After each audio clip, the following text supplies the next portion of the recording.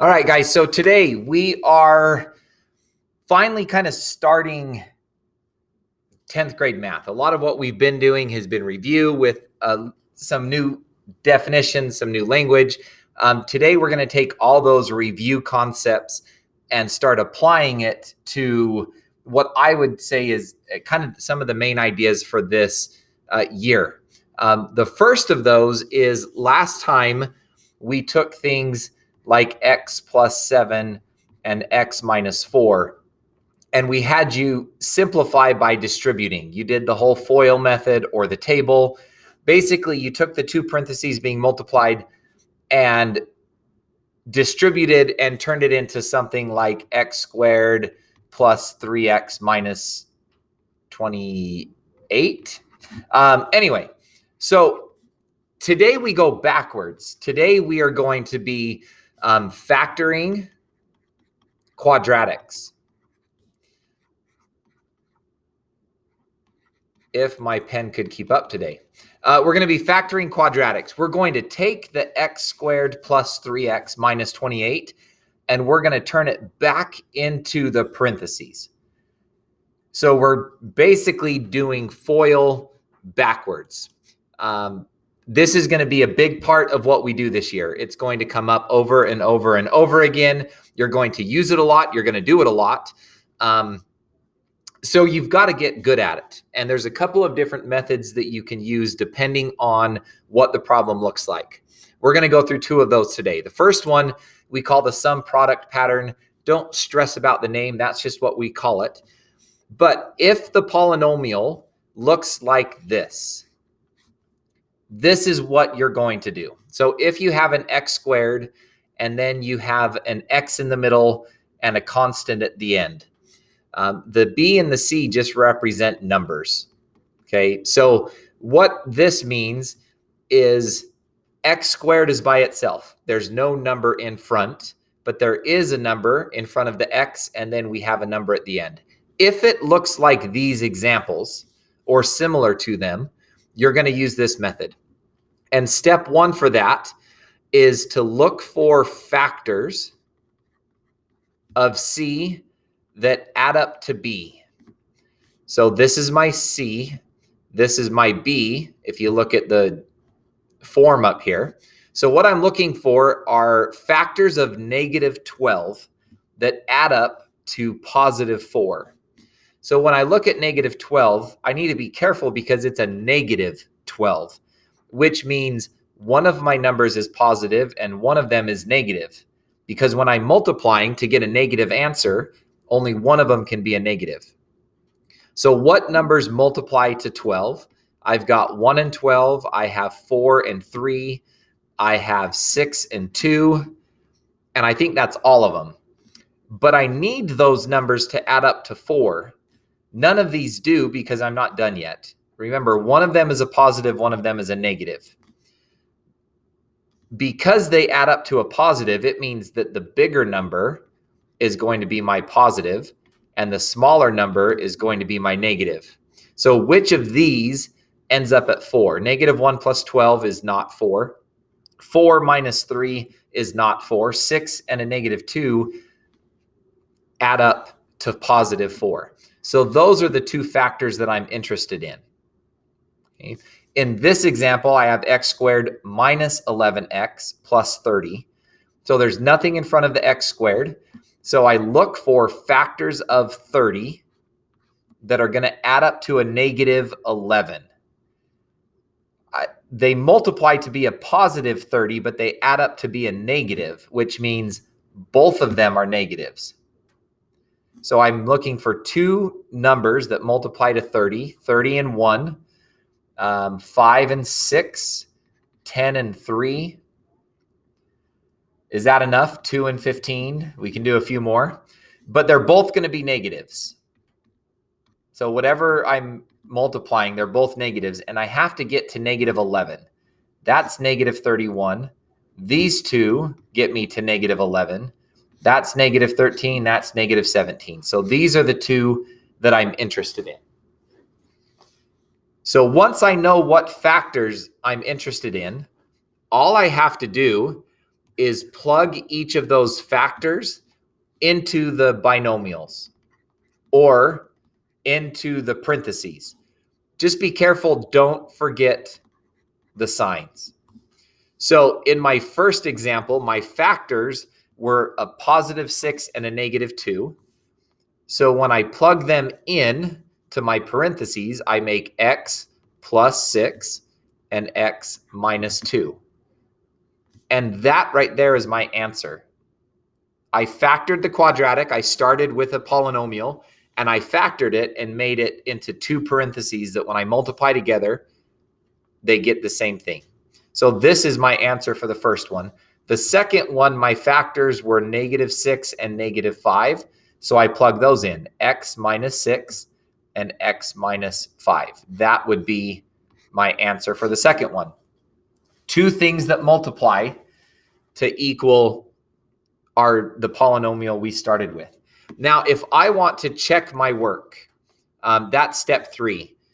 If I distribute or expand or simplify, basically, if I FOIL these back out, I can check my answer. Okay, so x +6 and x -2, x times x is x squared, x times -2 is -2x, 6 times x is 6x, and 6 times -2 is -12. When I simplify x squared plus 4x minus 12, it takes me back to where I started, which means that this was correct. I could use the table method for my second one, just so that we can practice both. So this is x squared, this is -5x, this is -6x, and this is +30. Those combine, so I get x squared minus 11x plus 30, which is what I started with. So that would be the correct answer. So as you're doing these, when there's nothing in front of the x squared, that's it. That's all you have to do. Look for the factors, plug them into the parentheses, and that gets you to the answer. That's if there's nothing in front of x squared. Okay, so let's do a couple more examples. Eventually, once we get there. So I'm going to do one more for you, and then I'm going to let you do these last two on your own. So nothing in front of x squared. So I'm looking for factors of 45 that add up to -14. So they multiply to a positive. So that means they're both positive or negative, but they add up to a negative. So they're going to both be negative. I could do 45 and 1. I could do 9 and 5. But remember, they're both negatives. And I'm looking for something that combines to -14, which I already have right there, -9, -5. So all I have to do is plug those into my parentheses, x -9, x -5, and I'm done. That's my answer. If I'm unsure, I can FOIL, I can distribute that out and make sure that I get back to the original. So if you're watching the video, what I'd like you to do is hit pause and try these two problems on your own. See if you can do it without my help. Play the video after you've done them and see if you did it correct. So what you should have done, 49 times 40, or 49, the factors of 49 is 7 and 7, or 1 and 49, but those aren't going to add up to 14. 7 and 7, it multiplies to a positive, adds to a positive, so they're both positive. So my answer is going to be x +7 and x +7. Your second one multiplies to be a -27, but adds up to a positive. So one's going to be positive, one's going to be negative. 1 and 27, 9 and 3, and I think that's it. Because they add up to a positive, the bigger number is the positive, and the smaller number would be the negative. And to get to 6, I want the 9 and the -3. So my factors are x +9 and x -3. If I'm unsure, I can distribute, FOIL, and check to see if I get the same thing. That's when there's nothing in front of the x squared. The second method that we're going to use is what we call the grouping method. And we use this when there is a number in front of the x squared.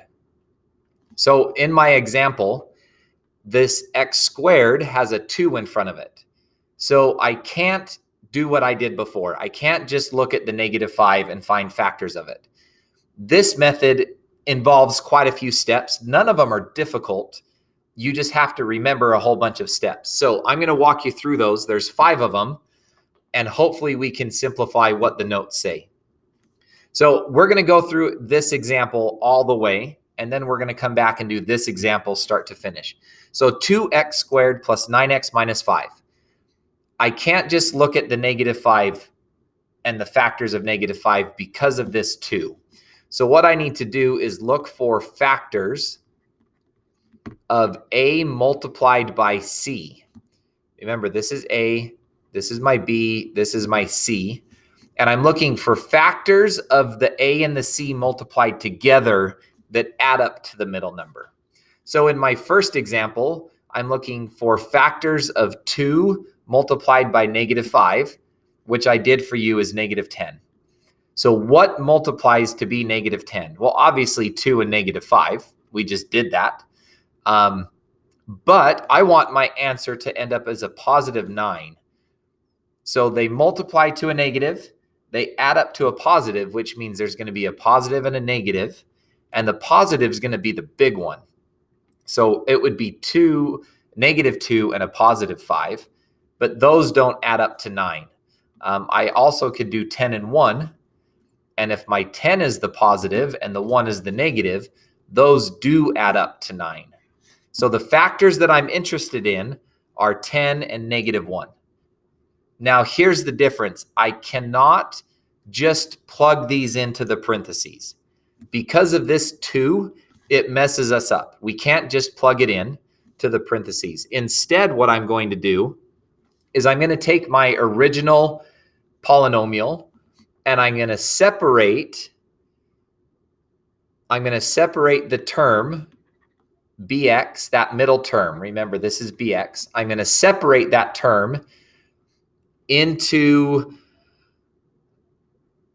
a sum of the 2 factors.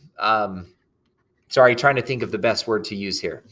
So instead of 9x, my factors were a +10 and a -1. So what I do is I take those factors and I plug them into the middle of the problem and I get rid of the 9x. So my problem goes 2x squared, just like it was before. And then I take my 10 and my -1 and I put them in the middle with an x. So 10x minus 1x. And then I still have the -5 at the end. So I'm basically just taking the 9x and I'm replacing it with 2 other numbers. It's still 9x. 10x minus 1x is still 9. So I'm allowed to do that. The reason I want to do that is I want to break up the problem, and I want to break up the problem into 2 different groups. So I'm going to draw a line down the middle because for just a minute, I'm going to pay attention to the group on the left and the group on the right. And what I'm looking for, step 3, tells me to find the greatest common factor for the first 2 terms and the last 2 terms. So going back to my picture, I listed them right here, but going back to my picture, these are my first 2 terms. And I'm looking for the greatest common factor. So hopefully you did homework 3, so you know how to do that. 2 goes into both of these, and an x goes into both of them. So my greatest common factor for these 2 is a 2x, and my greatest common factor for these 2, what goes into -1 and -5? The only thing is -1. That would be my greatest common factor. And x and no x's means I can't even pull out an x because this one doesn't have any. So my greatest common factor here is just -1. So that's step 3, find the greatest common factor. Step 4 says to factor out the greatest common factor of each of those sets. And this is the result. Let me show you what that looks like when I do the math. So my greatest common factor of these two terms is 2x. I need to factor that out. So I do 2 divided by 2 is just 1. X squared divided by x is x. And then I look at my second term. 10 divided by 2 is 5. X divided by x means there's no more x's. So I'm just left with x plus 5. So I took the greatest common factor and I pulled it out and put it in front of parentheses. I do the same thing with this one. I'm going to pull out a -1. And when I do that, -1 divided by -1 is just 1. And x, because I'm not dividing out any x's, I'm left with x. Then I go to my next one. -5 divided by -1 is a +5. Now, if I did this correctly, and you'll notice under step 4, there's a little note that says, if it's done correctly, your parentheses should match. So when I look after I factored out 2x and -1, both of my parentheses are the same. That's how I know I did it correctly. And the cool part is that is one of my answers. So one of my answers at the end, one of my final parentheses is these matching parentheses. So my other parenthesis is what's in front of those. So my other parenthesis is going to be the 2x and then -1. So that would be my final answer. So one of the parentheses is what matches. The other parenthesis is what's in front of them. Okay. I know that was a lot of steps. We're going to do some more examples. So let's start with this other one right here in the notes. 2x squared minus 4x minus 16. There's a 2 in front of the x squared, so I can't just look at 16. I have to multiply those together. 2 times -16 is -32.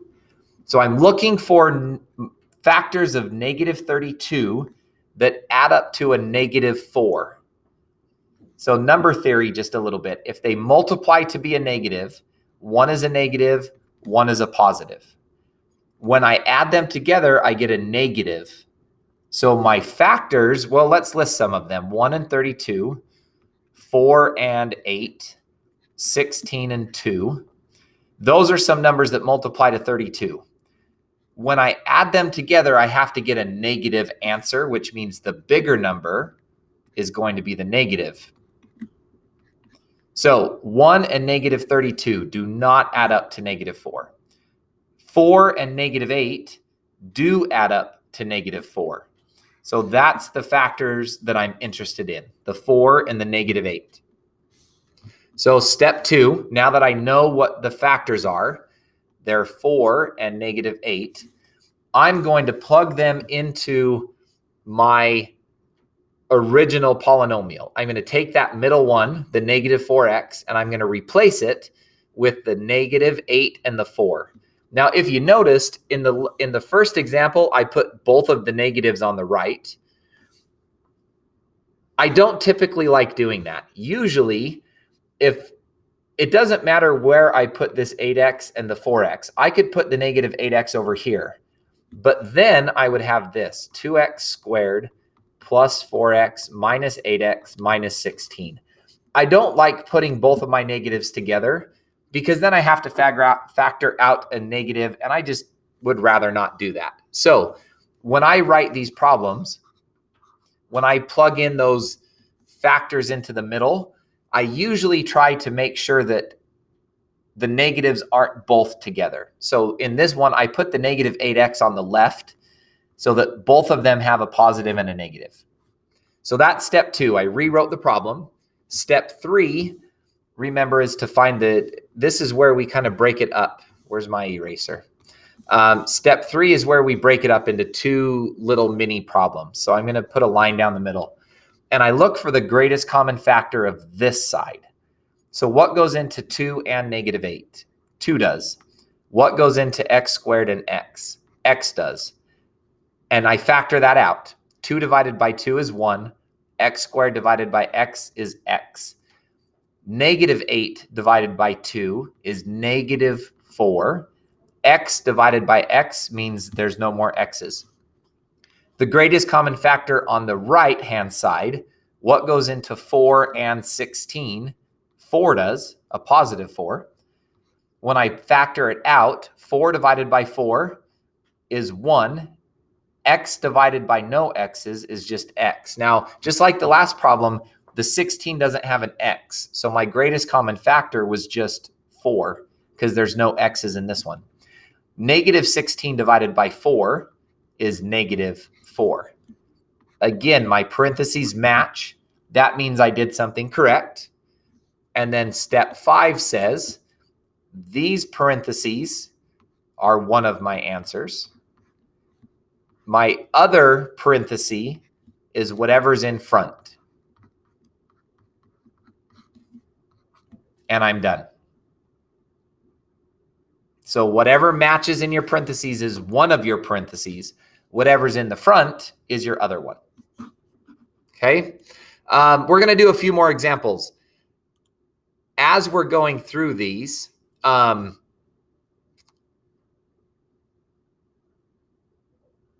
maybe pause it and try it by yourself. It might take a few of these to get the hang of it. In fact, it's probably going to take a whole bunch of these until you have this process memorized. But it's one that you need to get good at. We're going to do this for the next 6 months. We're going to be using this over and over again. So when I look at this problem, there's something in front of x squared. So step 1 says that I multiply these together, which is 36. And I look for factors of that add up to negative 13. Well, they multiply to a positive, but they add up to a negative. So that means they're both negatives. So let's start going through that. 12 and 3, that adds up to 15. 6 and 6, well, I guess they're both negatives, right? So that adds up to negative 12. What else do we have? We got the 12 and 3. We got the 6 and 6. How about 9 and 4? But they're both negative. Those add up to negative 13. Good. So those are my factors that I'm interested in. Now I replace the middle number with these numbers. So I get 12x squared. And the way I write this isn't going to matter because they're both negatives. So 12x squared minus 9x minus 4x plus 3. So we're going to break this up into 2 different problems. Kind of. We're going to just break it up into 2 different sides. The left side, my greatest common factor. What goes into 12 and 9? 3 does. What goes into x squared and x? 1x. So when I factor that out, 12 divided by 3 is 4. X squared divided by x is x. Negative 9 divided by 3 is negative 3. And x divided by x is no x's. Now, looking at the second one. What goes into negative 4x and 3? The only thing that goes into that is 1. So when I factor out 1, negative 4 divided by 1 is negative 4x. 3 divided by 1 is positive 3. Now, if you look at my parentheses, one of them is positive 4 minus 3. The other one is negative 4 plus 3. So they're the same numbers, but my signs are backwards. And that's really easy to fix because instead of right here, we factored out a 1. Instead, if I factor out a negative 1, watch what happens. So negative 4 divided by negative 1 is positive 4. And 3 divided by negative 1 is negative 3. Now my parentheses match. So that's one of my answers, 4x minus 3. My other answer is the 3x minus 1. And I'm done. Okay. All right. We'll talk about this example later. What I would like you to do, pause the video, and I want you to try these 2 on your own. I'm going to go over them quickly after, but I want you to pause the video for a minute and see if you can do it without my help. Okay, so because there is something in front of the y squared, we have to multiply the 3 and the 8, which is 24. I'm going to go a little bit faster because we've done a few of these now. So I'm looking for factors of 24 that add up to 14. So I have 6 and 4. That only adds up to 10. I have 12 and 2. That adds up to 14. And I know they're positives because they add up to a positive and they multiply to a positive. So they're both going to be positive numbers. Now I plug them in to the middle right here. So 3y squared plus, and it doesn't matter what I put where. I'll put the 12 right here, plus 12y plus 2y plus 8. And then I'm going to break it up, and I'm going to focus on the left. What goes into 3 and 12? Well, 3 does, and y goes into both of those. So when I factor out, I get y plus 4. This side, what goes into 2 and 8? 2 does. 2 divided by 2 is 1, so I'm left with y. 8 divided by 2 is 4. My parentheses match, so that's one of my answers. My other answer is whatever's in front, 3y plus 2. So that would be your solution, y plus 4 multiplied by 3y plus 2. And if you need to FOIL to check your answers, y times 3y is 3y squared, y times 2 is 2y, 4 times 3y is 12y, 4 times 4 is 8. When I combine those, 3y squared plus 14y plus 8 is what I started with. So I did it correct. Good answer. The second one, 15 and negative 4. Because the 15 is in front of x squared, I have to multiply that. That comes negative 60. What are factors of negative 60? That means one is positive, one is negative because they multiply to a negative, but they have to add up to negative 17. So if I use 10 and 6, the negative is the big one. Those don't add up to negative 17. How about 5 and 12? The negative would be the 12. Those don't add up to 17. If they were both negative, they would, but one of them has to be negative and the other has to be positive. So that doesn't work. How about 20 and 3? The 20 would be the negative because it's bigger. Those add up to negative 17. So those are my factors. So I rewrite 15x squared minus 20x plus 3x minus 4. I put the negative with the left so that I have a negative on each side. Split it up. Greatest common factor is 5x, and when I factor it out, I get 3x minus 4. On this side, my greatest common factor is just a 1, and when I pull a 1 out, I just get 3x minus 4. So my parentheses match. That's a good sign. Do you like that check mark? So one of my answers is 3x minus 4. My other answer is 5x plus 1. Or I guess my other parenthesis. Together, they're my answer. All right, your turn. Today, we're only doing homework 5, numbers 1 through 10. The rest of them, we're going to learn about next time. We're going to break this up into 2 sections. So numbers 1 through 10 are due on Friday. Even though the entire assignment isn't due till next week, numbers 1 through 10 are due on Friday. For the most part, they look exactly like what we just did. They either have something in front of the x squared or they don't. Be careful which method you use. Good luck. Come see me if you need some help.